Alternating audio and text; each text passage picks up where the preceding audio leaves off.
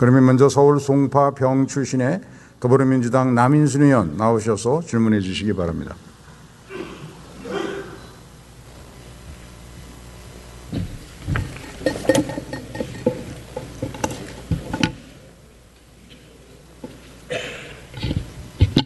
존경하는 김진표 의장님과 선배 동료원 여러분, 한동수 국무총리를 비롯한 국무위원 여러분, 그리고 대정부 질문을 시청하시는 국민 여러분, 더불어민주당 서울 송파병의 남인순 국회의원입니다.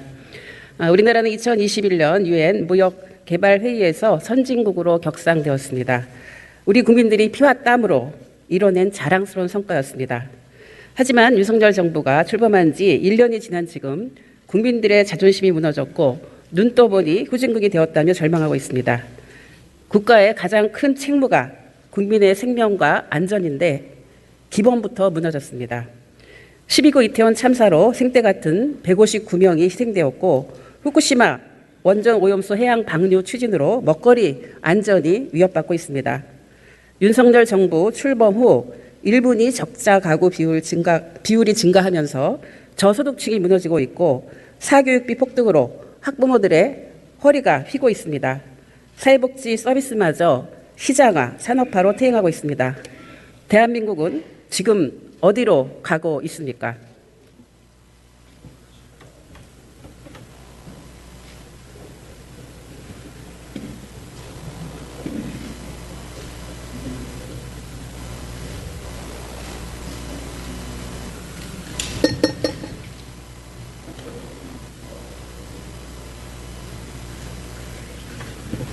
국무총리 앞으로 나가주십시오.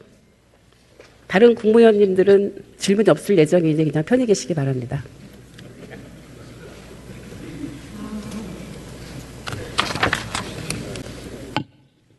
예, 총리님. 여론조사에 따르면 우리 국민의 85.4%가 원전 오염수 해양 방류에 반대하고 있고 또 79%가 일본 정부의 안전성 주장을 신뢰하지 않고 있습니다.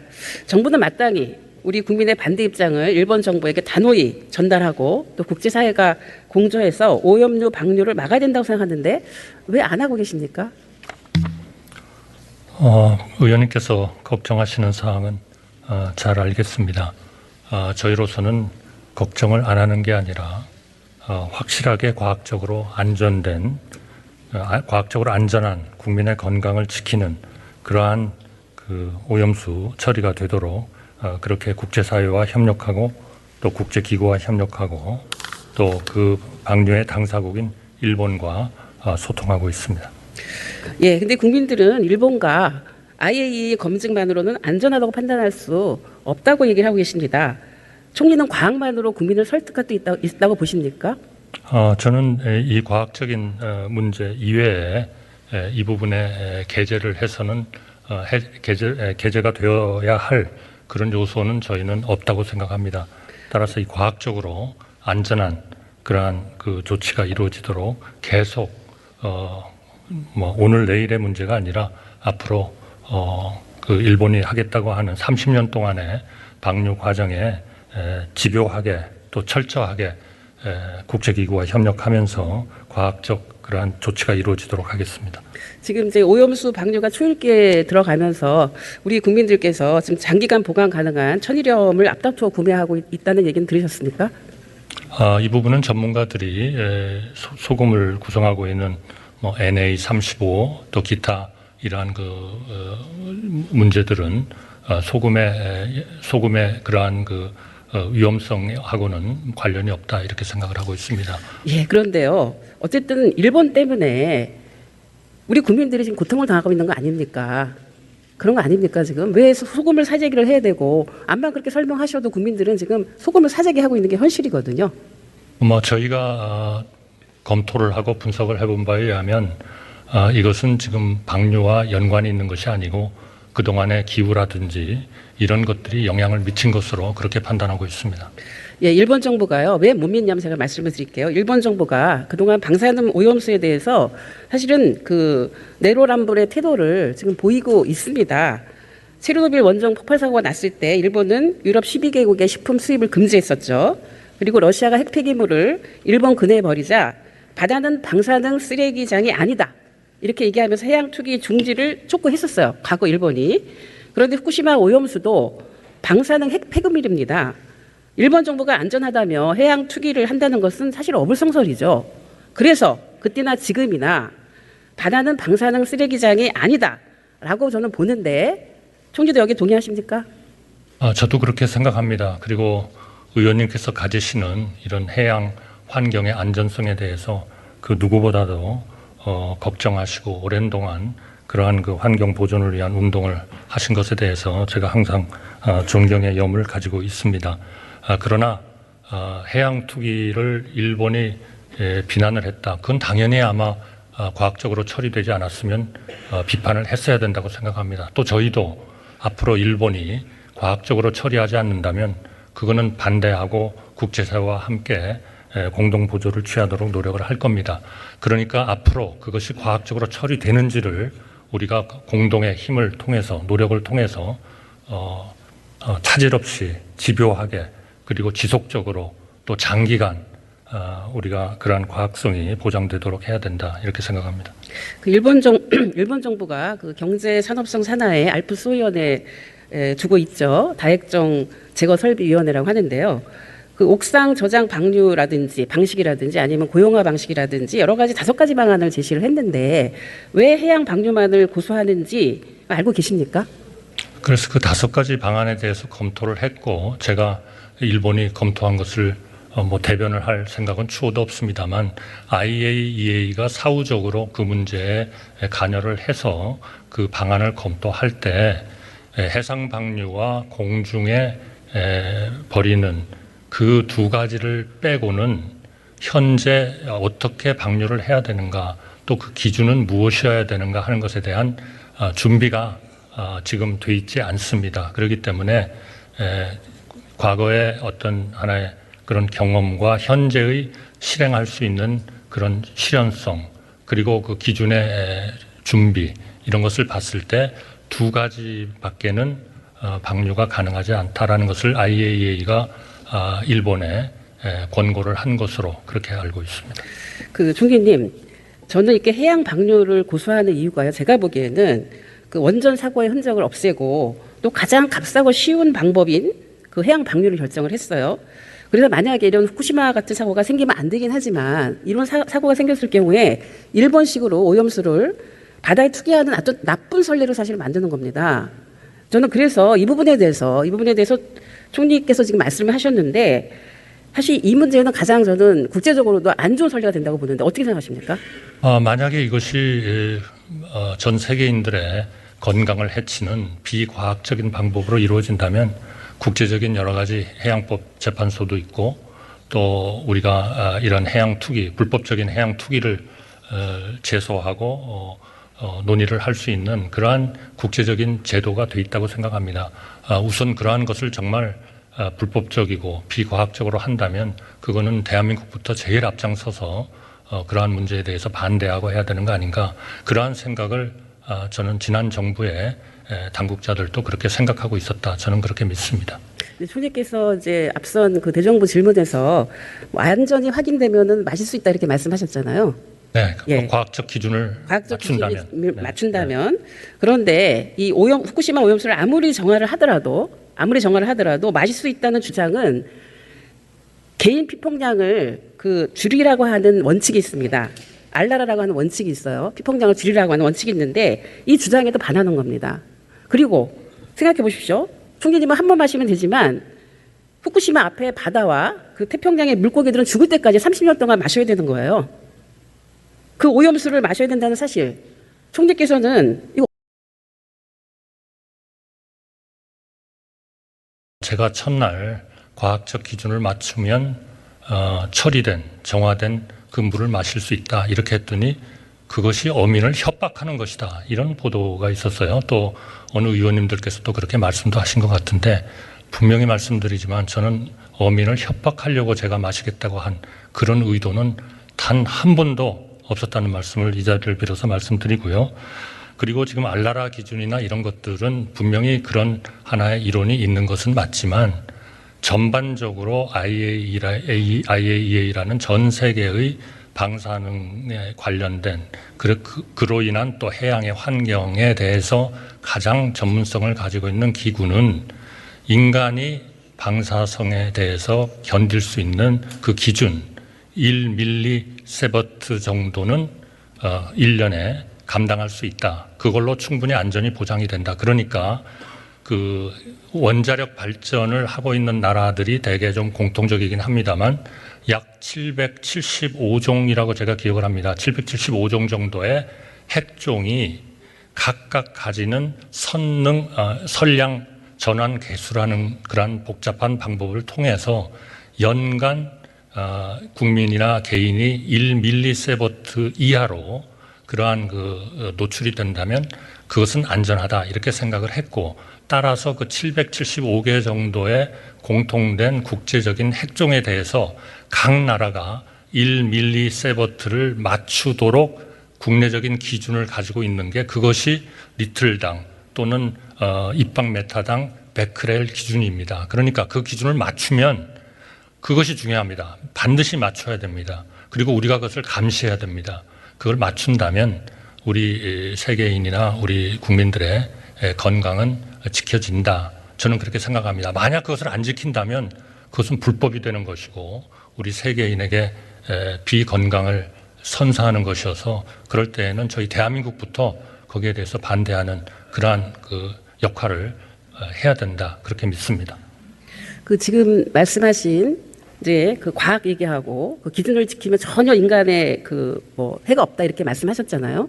근데 또 여러 가지 또 주장이 있습니다. 전문가들의 주장. 그렇습니다. 전문가들의 주장을 네. 보면은 삼중수소 이외에 방사성 세슘 등 다른 핵종이 있는 경우에 오염된 물고기를 장시간 섭취를 하면 암이 발생할 수 있다. 이런 얘기 들어보셨습니까? 네, 뭐 과다 섭취를 하면 그렇죠. 그러나 과다 섭취가 아니죠. 그럴 경우에 네. 1mSv라는 기준 하에서 우리가 물고기, 우리의 기준은 100베크렐 미만의 어족에 대한 그 기준을 요구하고 있습니다.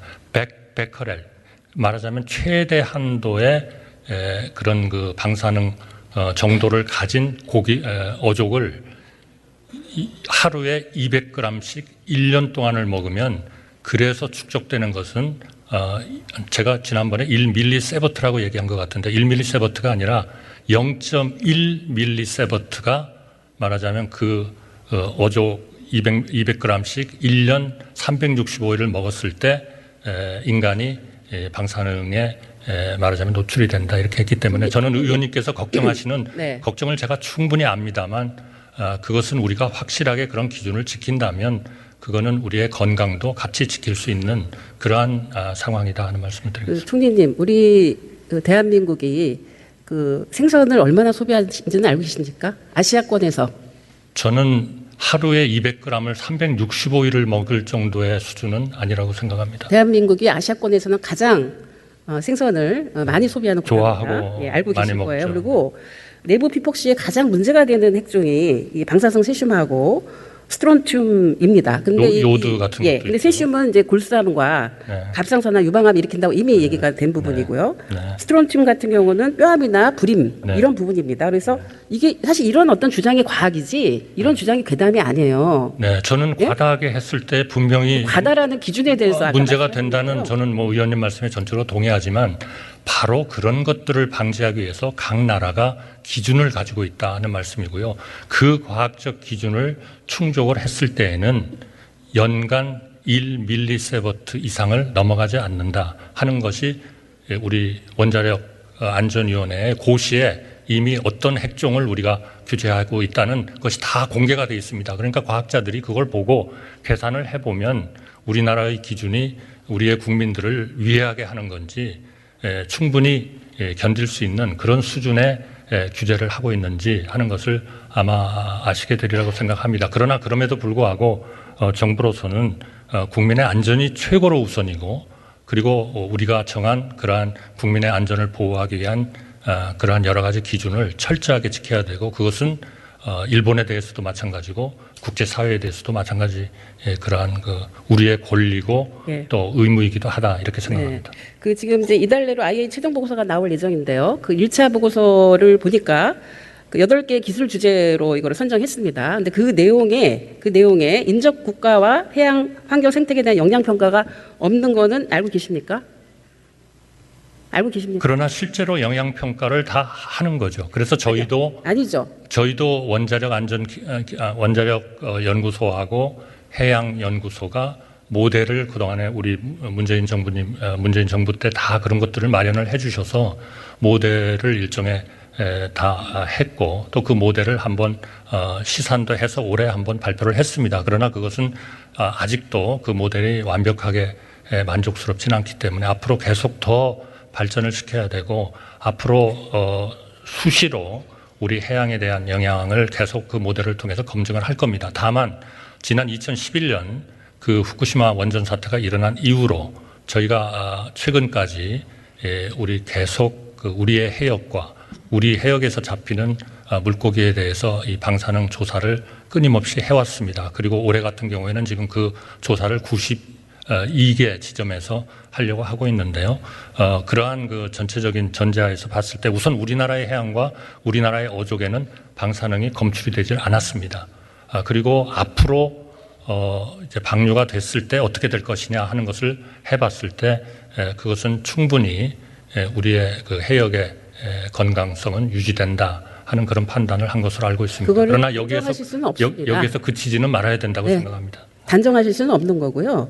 지난번 어쨌든 1차 보고서에서는 그 인접 국가나 해양 생태계에 영향 평가가 없었고요. 그거를 원자력 안전위원회에서도 그런 평가가 부존재한다고 사실 인정을 하지 않았습니까? 그래서 지금 말씀하신 대로 그러면 한국 정부가 이후에 만약에 그 오염수 방류할 경우에 독자적인 뭐 환경 영향 평가 같은 거 계획하고 계십니까? 저희 그 대한민국으로서는 계속 지금 이제 그동안에 몇 년 전서부터 발전시킨 그 모델을 더욱더 발전시킬 거고요. 더 자주 할 거고, 우리 국민들의 안전이 최고 우선입니다.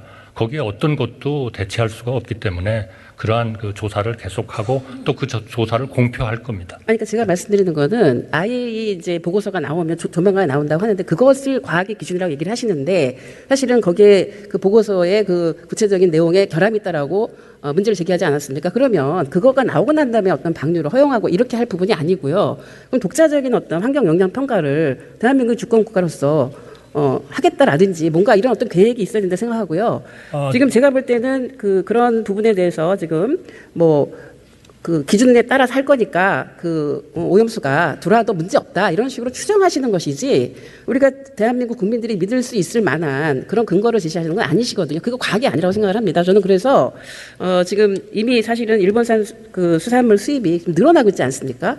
늘어나고 있죠. 일본산 수산물은 금지되어 있습니다. 아니요. 그건 8개 현에 대해서만 금지가 돼 있지. 후쿠시마 8개 현으로부터는 금지가 돼 있고 나머지 해역에서도 보통 그 어종에 대한 기준은 100베크렐인데요. 100베크렐인데요. 저희는 0.5베크렐이라는 엄청나게 강한 그 세슘의 기준을 강화해가지고 만약 그거를 위반하는 어종이 나오면은 17개의 추가 핵종에 대한 자료를 검토하도록 되어 있습니다. 그래서 사실상 일본으로부터의 조금이라도 방사성에 오염된 생선은 사실상 못 들어오고 있습니다.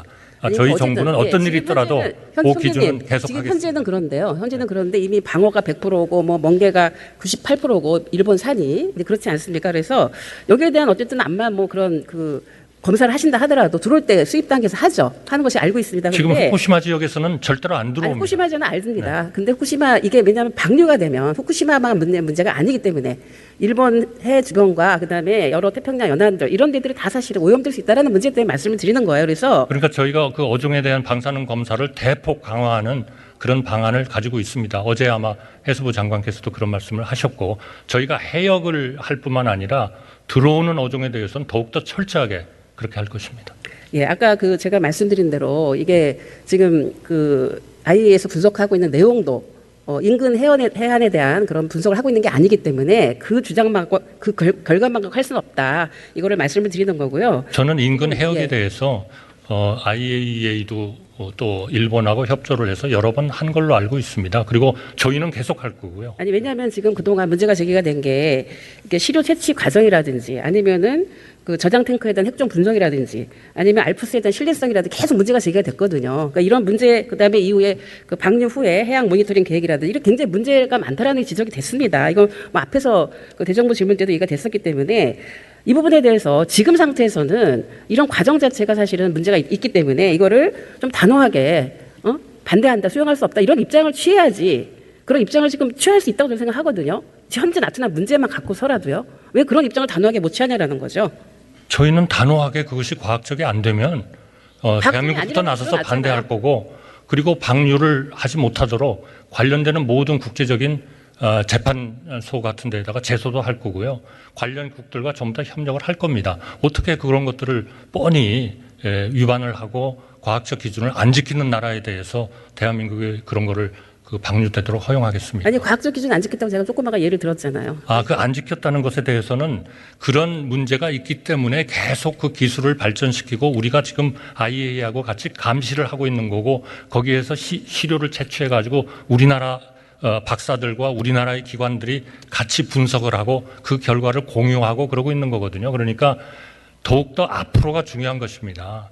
앞으로 정말 이런 문제가 없이 이러한 그 모든 기준이나 이런 것이 맞도록 국제사회와 협력해가면서 또 IAEA하고 협력해가면서 강하게 일본이 그러한 그 기준을 잘 지키도록 하는 것이 중요하고 또 저희는 저희대로 우리는 우리대로 계속 해양과 그 어족에 대해서 아니 30년 동안 계속 하시겠다는 거예요? 30년 당연하죠. 동안 계속 일본이 잘하고 있는지 그다음에 여러 가지 물론이죠. 제기된 거 그거 계속 그거 따져가면서 하시겠다는 그거는 거예요? 30년이 아니라 50년이라도 반대하면 해야죠. 되는데 그거를 왜 합니까 도대체? 더 안전하게 하게 될 때까지 방류하지 말라고 얘기를 해야죠. 그게 정부가 할 일이죠. 그거는 제가 말씀드렸지 않습니까? 그건 문재인 대통령 계실 때부터 문재인 대통령 이 문제에 대해서 과학적으로 되면은 큰 문제가 없다. 제가 마지막 한 가지 반대하지 여쭤볼게요. 네. 마지막 한 가지 여쭤볼게요. 네.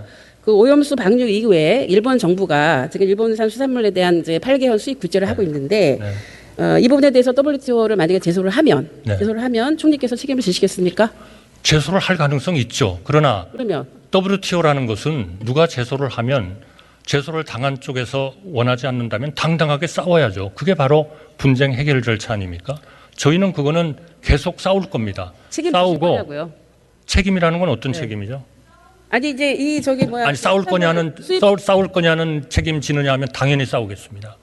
그건 WTO가 원래 그런 과정을 가지고 있는 것이니까요. 그리고 또 지난번 2018년, 19년 2년간에 우리 문재인 정부에서 또 잘 싸우셔가지고 저희가 1심에서 졌다가 2심에서 이겼지 않습니까? 거기에 따라서 저희가 지금 일본산 어족을 수입 금지하고 있는 거거든요. 그런 잘 싸운 노하우를 저희가 다 받아가지고 WTO에서 싸워야죠. 그건 뭐 당연한 겁니다. 방류를 허용하게 되면 그 논리가 약해집니다. 그렇지 않습니다.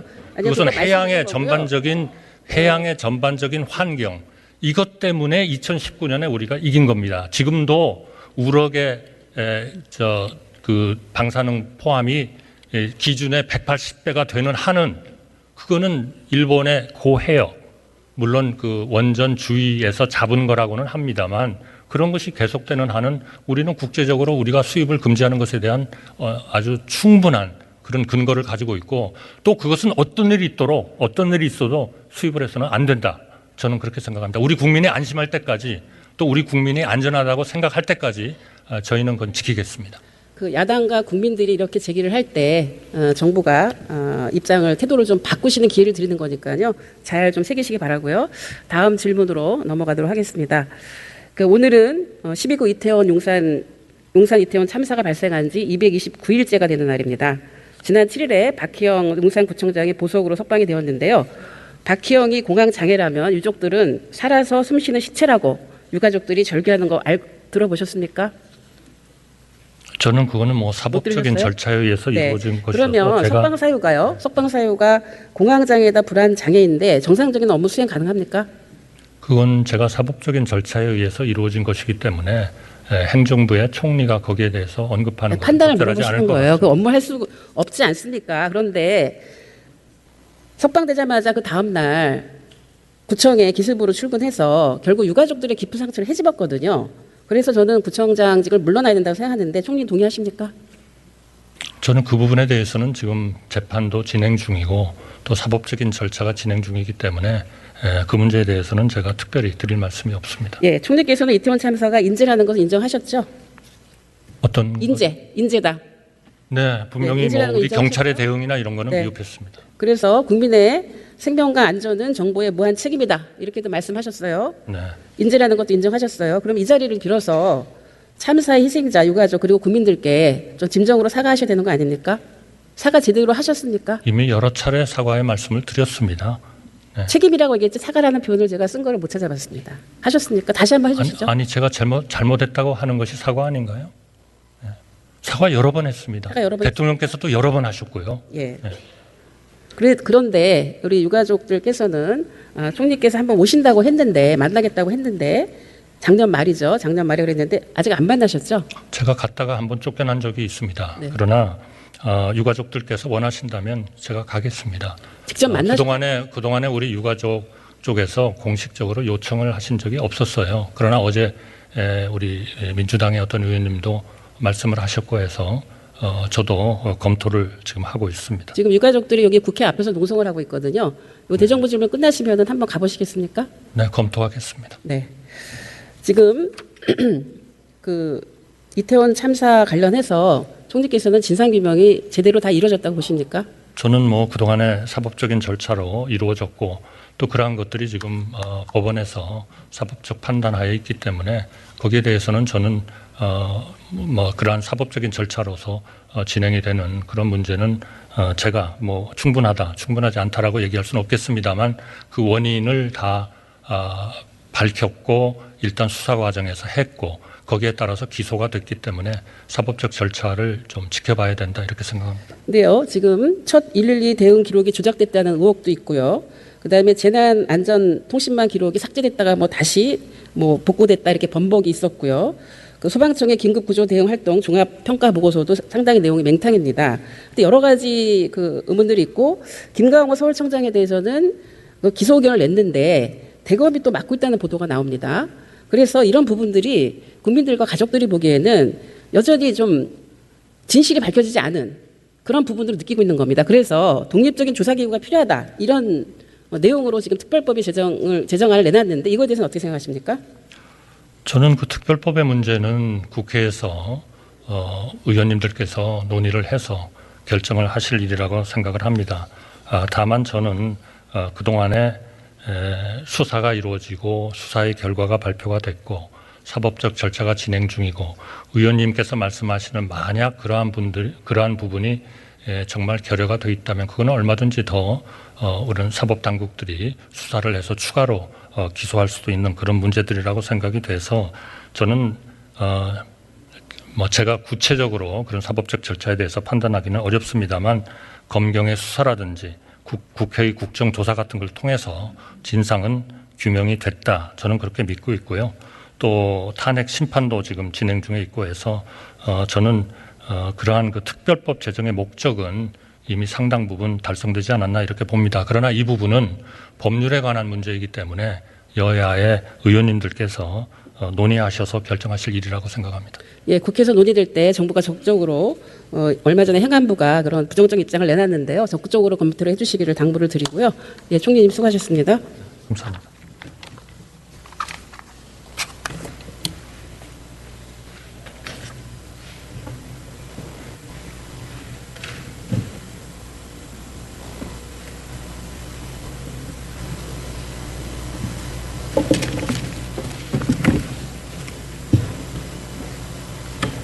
네, 경청해 주셔서 감사합니다. 남인순 의원 수고하셨습니다.